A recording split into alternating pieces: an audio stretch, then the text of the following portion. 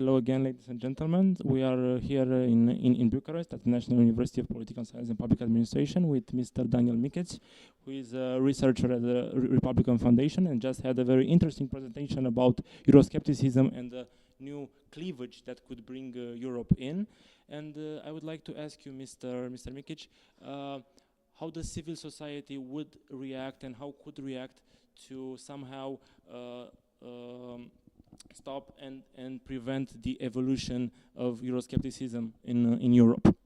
I think a lot of researchers in academia and political commentators are all interested in this question, because if you think about the democratic transition, then we can say that the transitions in 1989, the ideology was the civil society.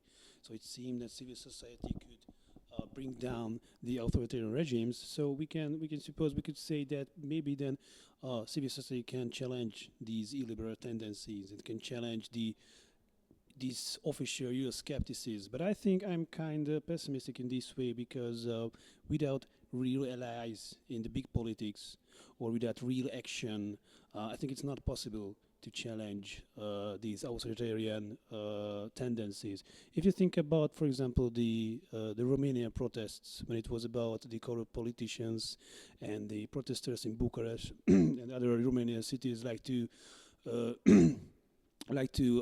change the whole corrupt elite, it was not possible to move beyond a certain level. So, and I think it's, of course, there are other examples, for example, in Spain, where the Podemos succeeded to institutionalize the M15 movement, but it seems like that it's not an exception in Europe, and we here in the Central and Eastern European region, we don't have that kind of models or that kind of skills probably to transform this civil dissatisfaction and grievances into new forms of politics.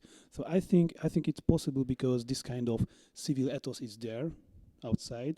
People are referring to it, but still it was not possible to transform it to really political action. So there's some kind of split between the civil action and the political action right now. You mentioned about illiberal democracy, and this is one of the concepts that the Prime Minister of Hungary, Mr. Orban, stressed out a little bit in previous years. How could we connect the danger that illiberal democracy could provoke for a further step of a dangerous step like political radicalism in Europe? I think it's interesting, because since the Fidesz, the right-wing party, the party of Orban they are governing in Hungary, there are no such radical right-wing mobilization in Hungary anymore. So it's interesting that somehow they take away the space and the resources, these more or less moderate or moderate nationalist parties from the radical right. And also the slogan of illiberalism and Fidesz, they are using this movement government or governance. They are always mobilizing the people, and that's why there's no need for radical right-wing mobilization. So maybe we can assume, if there's a rise on the populism or right-wing populism, then that somehow we can avoid, or it helps to avoid, the rise of right-wing extremism. So there's no need anymore, no demand anymore for right-wing extremism if populism on the rise. And on the other hand, I think it's not a very bad thing if also the established right-wing parties are learning from the populist parties. Somehow they shouldn't let that the radicals, the extremists, are capturing some issues like the migration. I think we shouldn't be afraid to discuss the migration as well, the refugee crisis. People are blaming political correctness. I think it's never smart to make taboos from political and social issues. Exactly, and coming to this point of the migration and refugee crisis, Romania and Hungary voted together against the quotas. In your opinion, as a researcher, as a person who understands somehow the concepts in the back of the political decision, would have been better that Romania and Hungary to not be against those quotas? Well, I think that's not a big burden on these societies. I think it's in the case of Romania, it's about 3 or 4 thousand refugees. That's the quota. In the case of Hungary, it's no more than 2,000. So it's not a big number. Of course, no one make it. No one can be certain that this number won't Raise. or if these people are going to stay in these countries.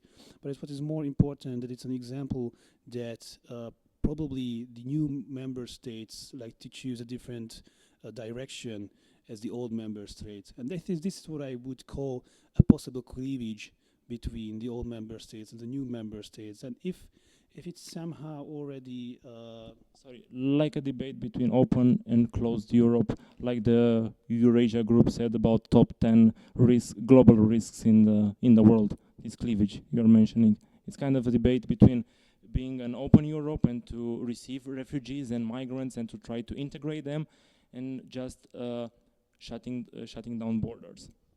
well, exactly, but we should never simplify these questions because, of course, there are parties in Western Europe, or there are those sentiments which are similar to the official politics in the new member states. And on the contrary, there are people, parties, political movements who share the idea of European solidarity. So from this point of view, it's not already decided that we are gonna get apart the old and new Europe, but certainly it shows the important split, or I think in 2016 it might shock the European public as well if nothing happens. Like if the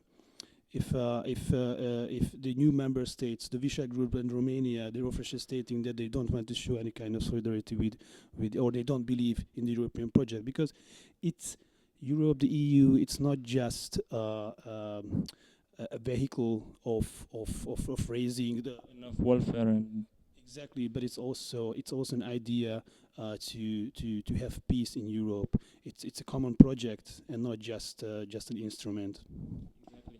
staying in this region, because you've mentioned Visegrad Group and Romania.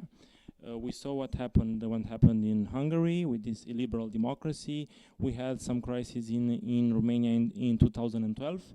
A rule of law crisis, as the European Commission said back then. And right now, also in this region, we have the situation of Poland, which is rising up the question of rule of law.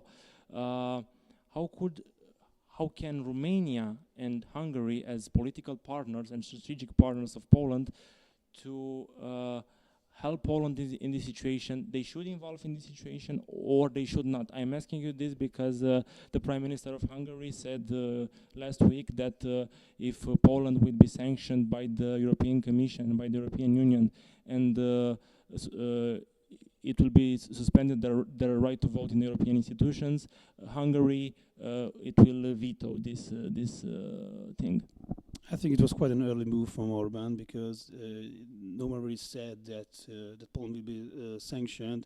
The Commission just started to debate over the Polish case. I think it's more about having allies or show solidarity than. So there was no such danger yet that Poland will be sanctioned. I think it's more about to have this image what Orban already built up to. He somehow symbolizes a different Europe, like a new Europe. He already said to the Welt, to the German newspaper, that it would be time to govern by personalities and not by institutions, because we need we don't have the time to over negotiate every single issues. So we need strong charismatic leaders, and I think he went to sustain this kind of image that he differs from the mainstream. And it's differing from the mainstream doesn't mean anymore to be extremist or to be marginalized political character or a little political movement, but to represent this new Europe. He already said earlier, before the migrant crisis, that the Central and Eastern European region, the Visegrad countries and Romania, this is the new Europe, because these countries have the potential to grow and not all Europe. Thank you so much, and wish you all the best and all the luck in your further projects. Thank you very much.